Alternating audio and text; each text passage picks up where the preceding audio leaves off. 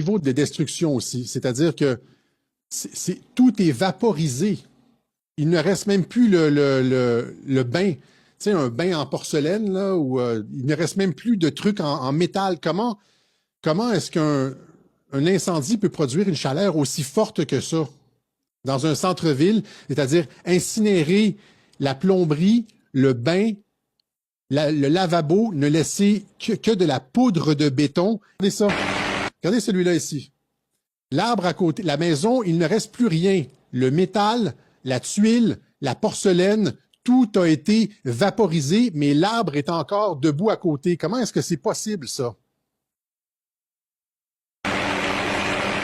Il ne reste plus rien de la maison. Je veux dire, est-ce que le béton, les briques ont été vaporisées, puis l'arbre est encore debout à côté.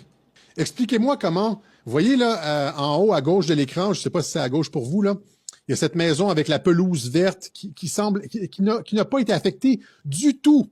Il n'y a même pas un début le toit n'a même pas commencé à brûler. Il n'y a aucune trace d'incendie sur cette maison-là. Alors que la maison à côté, il ne reste plus rien. Plus aucune trace de briques, rien. À ras le sol. Il n'y a même pas, il y a pas un mur effondré, il n'y a rien. C'est à ras le sol. Et la maison à côté, le gazon est encore vert. Comprenez? Donc, c'est pour ça que les gens disent, c'est pour ça que les gens parlent de Direct Energy Weapon. Il y en a d'autres des comme ça qui montrent exactement la même chose, c'est-à-dire des incendies qui sont capables de complètement pulvériser une maison brique par brique sans qu'il ne reste plus rien. Et les arbres à côté sont encore verts.